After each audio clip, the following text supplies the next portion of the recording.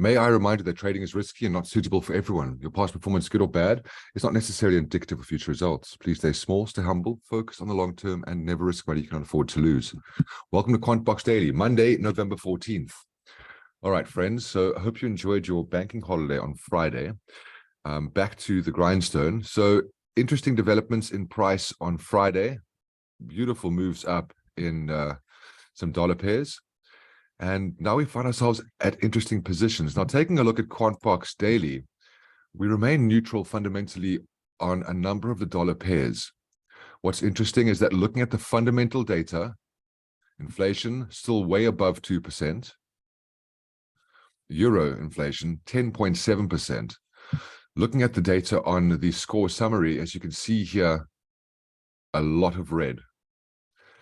Trend reading is still 2. You can see that the daily chart indicates a move down and then a move higher up. We'll take a look at that in a moment. But I think the key thing to pay attention to is the fact that fundamentally, we still have lots of -1s over here. But the bias remains neutral. We'll take a look at the charts in a moment. In terms of central banking policy, from a USD perspective, I remain bullish. We're not at 2% inflation yet. The Fed's still going to take a lot of action to get down to 2%. So I still see rate hikes in the future. Powell said this, and that's what I'm remaining focused on. In the meantime, looking at the charts, we're currently at a monthly profit-taking zone. And if you look at the daily time frame, is this a great place to buy? I'm saying, could price not come all the way back down? We'll take a look at that in a moment. So looking at euro dollar, currently neutral, pound dollar also neutral, USD CAD continues to be a buy, Aussie USD is now neutral, well, still neutral, and Kiwi dollar USD is a buy. On the Japanese yen currencies, Aussie yen is now a sell. We'll take a look at that in a moment. CAD yen is neutral. Euro yen is a buy. Pound yen is a sell. And Kiwi yen is neutral. So far as Swiss franc pairs are concerned, Euro Swissy is neutral. Pound Swissy is neutral.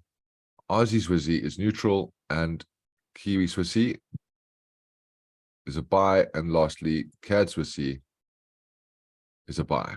Okay. So quite a mix, a lot of neutral signals coming through from QuantBox. Let's take a look at the chart. So starting off with euro dollar, as you can see, Friday closing out at this support over here. Okay. Then from an H4 perspective, you can see price coming down to this same support. Look at this candle here, closing at this exact same support that we sold at last week. Okay. And then moving higher up. Now, currently, price sitting up here way above the last week's weekly profit-taking zone. Currently sitting at a monthly R2 and a weekly M3. If you were looking for opportunities to sell this, you're paying attention to charts for a lower low, lower high. Now, of course, looking at that H1 time frame, we don't have that right now. You're going to have to be disciplined in this situation and realize that this is not a good place to buy. Okay. If you did buy on Friday with price closing at that support and price closing at the support down here, fair enough. But at this present moment in time, remember your position. Okay. You're not currently in position for a buy. Looking at the M15 time frame, as you can see, we do not have anything that looks bearish. Now, the difficult situation here is that, you know, let's say you remain bearish, you remain bearish, you remain bearish because of reasons. And then suddenly you look at your chart, you see these big green candles, and now suddenly you change your bias because you think that you're going to miss out on a move higher up. And I don't think that's the right way to play it. We could add additional complication into the charts by taking a look at yearly pivot points. And you'll notice if you look at yearly pivot points, if we remove the monthlies over here and add yearlies, look at where price is currently from a yearly perspective. We're currently below that yearly S2. Okay. Does that mean that we remain down here until the new year and then come off a new yearly pivot point for 2023? It could be. But in the meantime, if you look at fundamentals, again, basing fundamentals on central banking policy, we can agree that we still have reason to buy the US dollar, albeit from a yearly perspective, very much out of position. However, folding in the monthly perspective, currently at a profit-taking zone. Does that mean that whatever bulls bought here are going to take profit? No, not necessarily. We need to see an indication of that profit-taking taking place. So we need to see lower low, lower high. Again, looking at the time frame, looking at the H1 time frame, looking at the charts, I don't see lower lows, lower highs. So until I do, I'm going to stand back. I've remained bearish in the euro dollar because of central banking policy in the United States.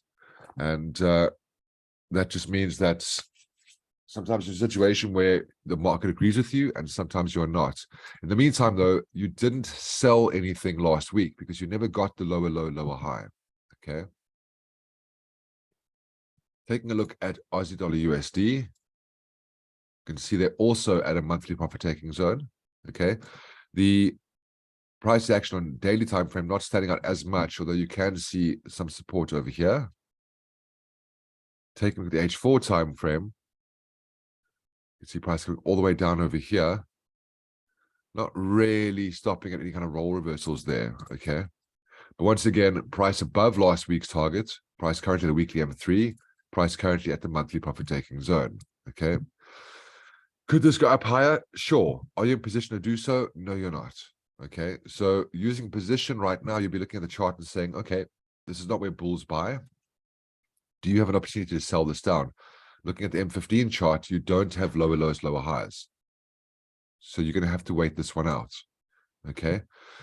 Now, you might think to yourself, but hold on a second. If price goes up here, surely the QuantBox daily should be telling us to buy it. But the thing is, you can't look at it like that. You've got to look at it from a perspective of position, okay? So right now, because you're at a monthly profit-taking zone, this is not where you buy. This is not a place where bulls buy. Bulls buy down here. If you were a bull, you should have bought at the monthly M2 early in the month, right? Not at the profit-taking zone. And so you can see that being a bull isn't about reacting to price and looking at this saying, oh, price has gone up, I guess I better buy. It's about realizing that while everybody else was selling, your thoughts were, hold on a second, I'm going to buy because of the following reasons, whatever those reasons might have been back when price was at the monthly M2. Okay. At this point in time, you look at this and say, I'm out of position for a buy. I'm waiting for opportunities to sell. And then you wait for those opportunities. Right now, you can see we don't have any reason to do so. Okay. I know that it's frustrating if you are sitting in a situation where you didn't buy and now price is up here. It's like, oh no, now I'm going to continue sitting on my hands. You've got to continue being disciplined. Yes. Okay. Yeah, it's beautiful that price jumped up and there's this beautiful, nice purpose being made. Absolutely 100%. But think about your consistency. Think about your control. These are just moves in the market. Okay, cool. But the question is, do the controls you use in your trading lead you to be consistent in your results?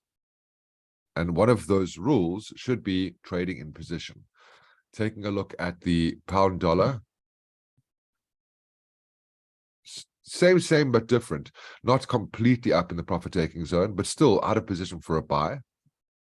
In terms of Friday, you can see a price kind of closing at that support over there. Not the most amazing roll reversal. And in terms of the H4 time frame, you can see not really closing at a clear support unless you use that over there. That price closed at on Friday.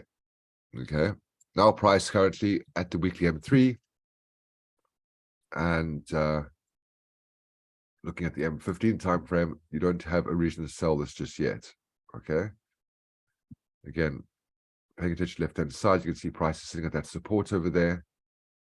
And prices are currently breaking higher up. Okay.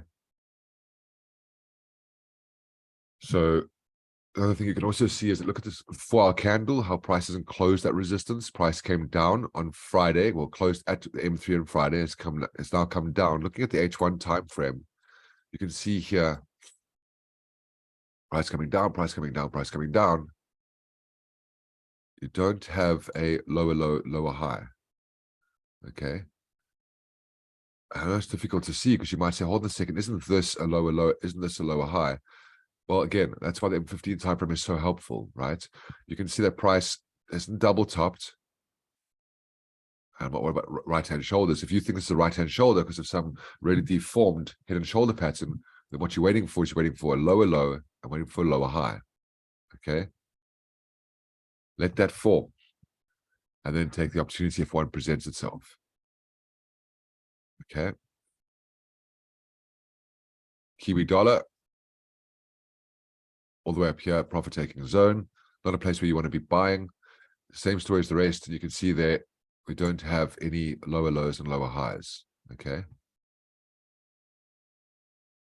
USD CAD continues to be a buy, but notice how you don't get the higher high, higher low. There's no higher high, higher low. And as a result of that, you didn't buy over here, you didn't buy over here, and price continues to fall. Okay. Now you find yourself at a profit-taking zone, like the rest, and you say to yourself, all right, well, I've got a weekly M2, I've got a profit-taking zone, can I buy this? And what you're looking for is that higher high, higher low. Look at the H1 time frame, you don't have it. Look at M15. You can see there, looking for a high high, higher low. Aussie yen, sideways.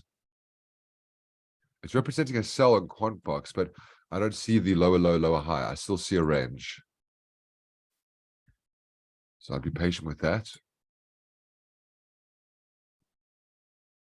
CAD yen, also, if from a positional perspective, certainly not looking to buy this. Looking at the charts in terms of price action, you can see very much sideways. Notice how price breaks out of this range over here and doesn't make a lower high as it does so. It breaks out of this range, comes straight down into support. Okay, doesn't mean you can buy down here.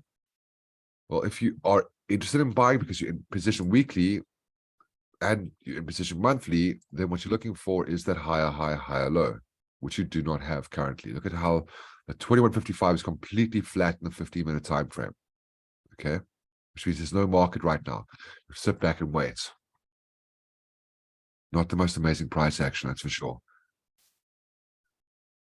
Looking at euro yen, also a similar story, currently still very sideways.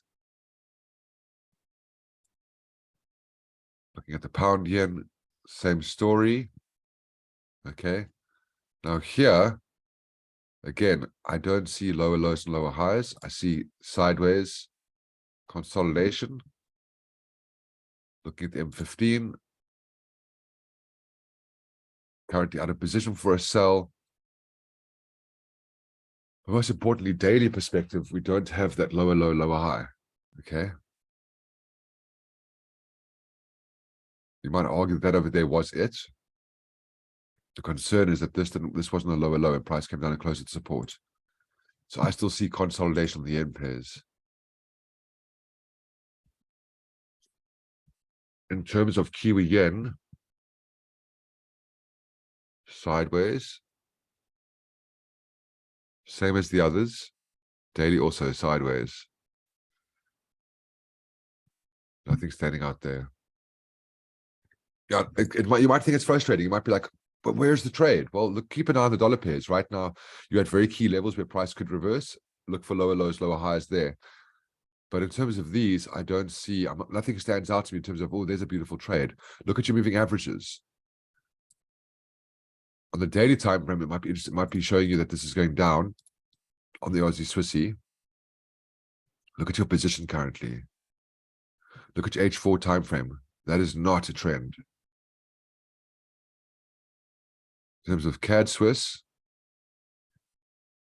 currently the profit-taking zone.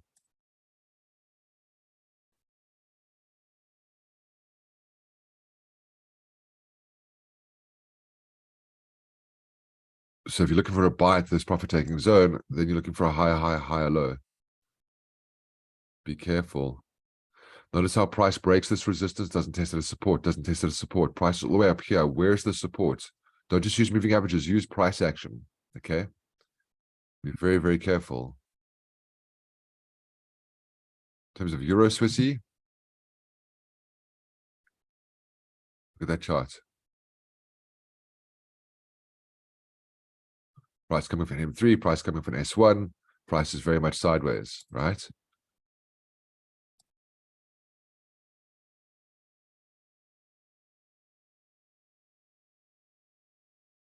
Price currently at 21 EMA.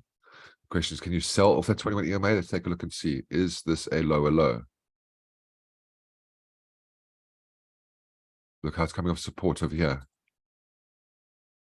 Be careful. Very messy. Look at that chart. Look at that daily chart. Does that look like a trend to you? Be very careful. Pound Swissy on the daily. Also, look at those moving averages. Okay.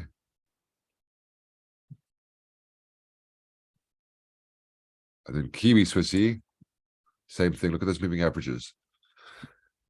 So no, I'm not seeing opportunity in the Swiss pairs. I think that where I do see a potential opportunity, although I don't think so, but potential opportunity is on the dollar pairs where price is sitting at profit-taking zones, but you're looking for those lower lows and lower highs on M15, which you haven't got right now, okay? But it doesn't mean you don't get them. Carry on paying attention to price action throughout today because you are currently at profit-taking zones. You are currently way above last week's profit-taking zone. You could get a counter-trend trade. How long will that counter-trend trade last? Do you take profit at the central? Do you take profit lower down? Do you take profit at the profit-taking zone? That will be determined based on how price behaves when it gets to these levels. At the present moment in time, at London Open, there's nothing to do except for wait for the next session and see how things set up for New York. Be patient, friends. If you got the trade on Friday off of at Friday's New York session, then that's great. Beautiful. Well done. Congratulations. You made money. If you didn't, then don't chase that trade. Don't revenge trade. It's a completely new day. It's got completely new trades. Look at the charts and be honest about, like, is this an opportunity where I can trade consistently using the same controls I used before? If the answer is no, then wait. Okay. Forget about FOMO. Forget about the regret of like, oh, I could have made so much money there. That's not how it works. The question is this the same situation as this? If the answer is yes, then take a trade. If it's not, then wait for the proper setup. Stay patient, stay disciplined, stay liquid. Have a good day.